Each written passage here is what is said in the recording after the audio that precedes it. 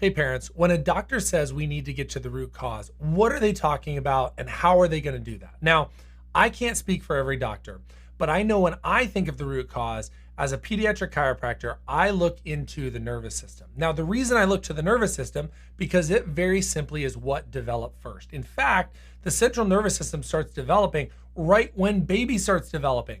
At 6 to 8 weeks, a side of the central nervous system that is so key, the parasympathetic side of the nervous system, actually developed to help kiddos calm, regulate, rest, and digest.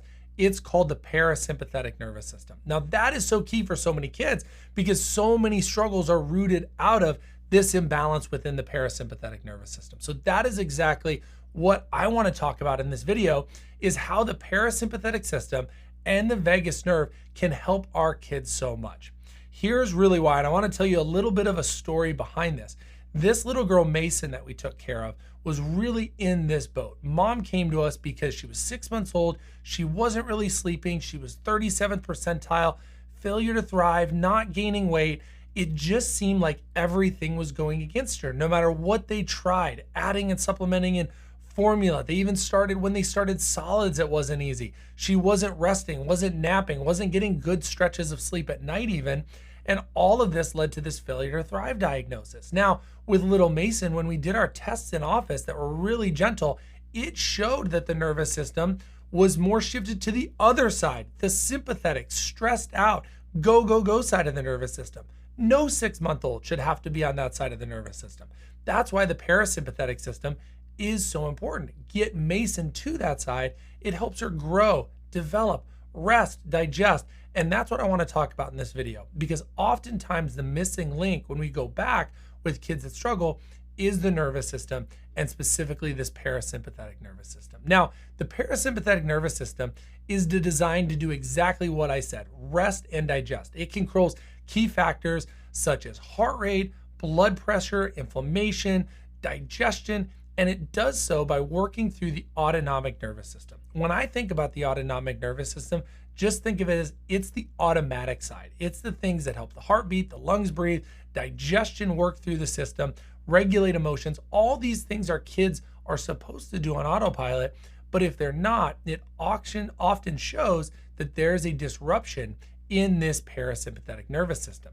Now, how this disruption happens is key. Remember I said the parasympathetic system starts actually in utero. In fact, 6 to 8 weeks when babies start to develop, they start to develop this neurobalance between the sympathetic, the stress side, and the parasympathetic, the relaxation side.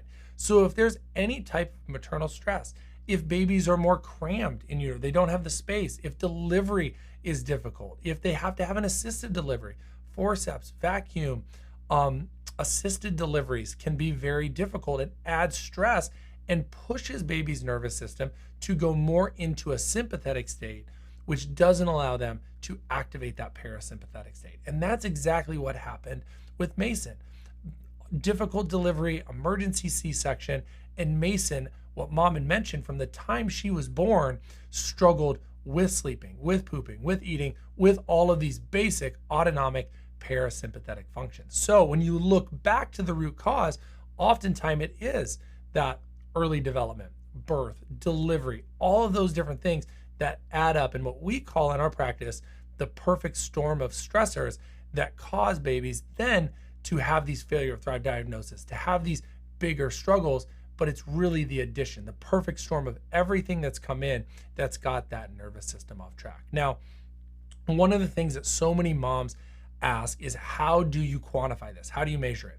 And it's with gentle neurological scans. We have a system called the Insight scanning system that is designed to very simply look at your child's physiology, look at what their body is doing that they can't tell us.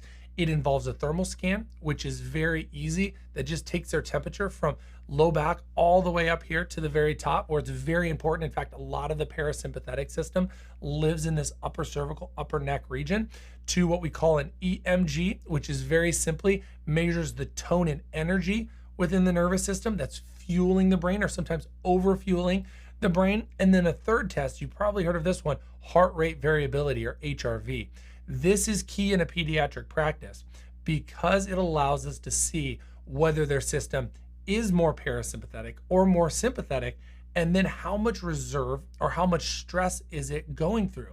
This is the key. When we see kiddos with underactive parasympathetic nervous systems, it most often leads to symptoms like Mason's, where kids are very wound up, but they might be worn out. They might be tired. They might not be thriving because their nervous system is so used to that go, go, go. Just everything's a fight or flight protection neurology that we see. And oftentimes it's why so many symptoms are tied together by way of the nervous system. So if this is something that your child's struggling with, similar to Mason, and you want to get to the root cause of it, and maybe other doctors have said, you know, we're going to go back to the root cause, but it's nutritional, or we're going to go back to the root cause and it's in the motor system. Look to the nervous system.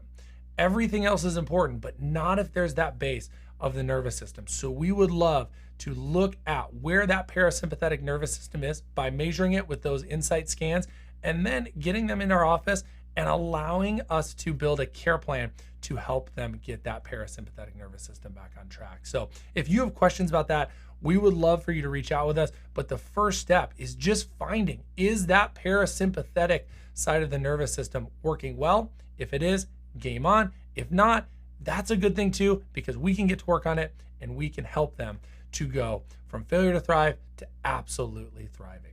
God bless. Take care. Hope this video finds you well.